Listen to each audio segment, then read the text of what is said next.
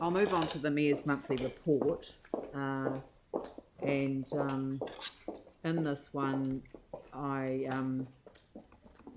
the resolution is to receive the information, but I'm also using the Mayor's report to approve Celeste Donovan's appointment to the Creative Communities Fund Assessment Committee for the remainder of this term of council.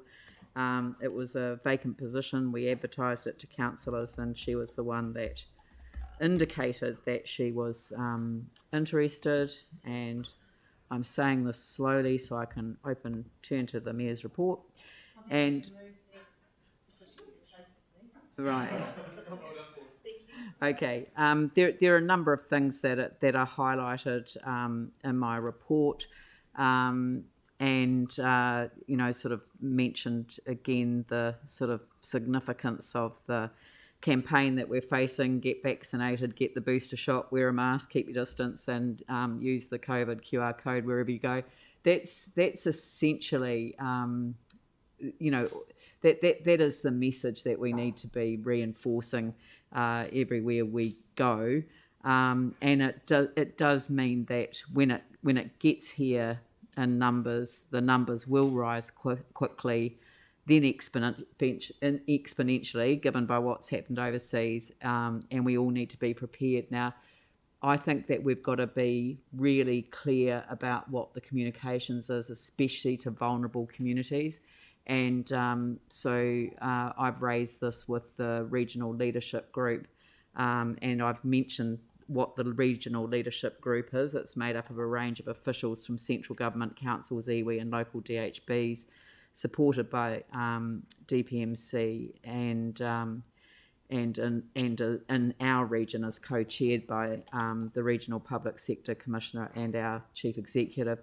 All mayors were invited in the region to join the regional leadership group just before Christmas, and this morning I tabled this deep concern that we're not communicating with older people, especially those that aren't relying on the internet for their main means of communication. We've got a lot of lessons learned from the earthquakes and from other experiences that we've had, that trusted community leaders leading networks in their communities are the best way to get information out to people in those communities, and that's ethnic communities, it's older New Zealanders, it's the youth networks, and of course, when you look at the way that the internet plays such a significant role, it plays a role with misinformation as well as it does with genuine communication. So we've got to be thinking about how we connect, particularly with those who are vulnerable and might not understand the what's about to hit. So I'll be keeping people up to date with that. I've highlighted the Banks Peninsula, Eastern Bays that bore the brunt of the impact of the storm before Christmas, and the communication was severely hampered, and that isn't a risk our residents can sustain. So we've got to be in that space talking to the telcos about improving accessibility in that regard.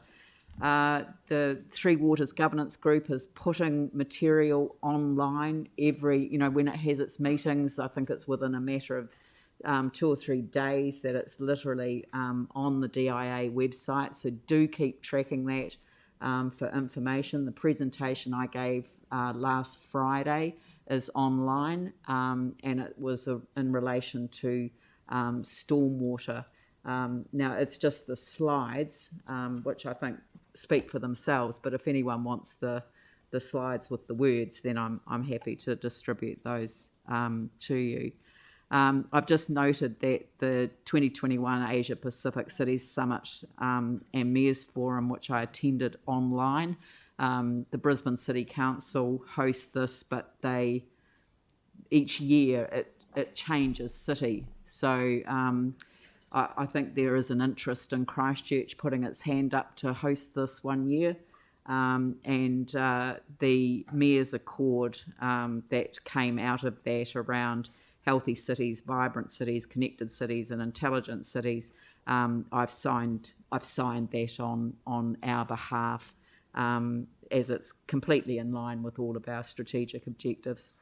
The Christchurch International Airport Renewable Energy Precinct launch, wow, I just felt so proud of our airport and what they're doing to develop sustainable energy options going forward. The Civic Awards presentation, it was just, again, another fantastic event where the community gets to say thank you to the community. And it was great that we were able to gather in the way that we did at that stage with under 100. So we've managed to stay within the requirements with that one. The official opening of Te Pai, I actually ended up being the first speaker. the first speech, the first official speech given inside Te Pai was the speech that I gave, and the minister officially opened it. But everyone acknowledged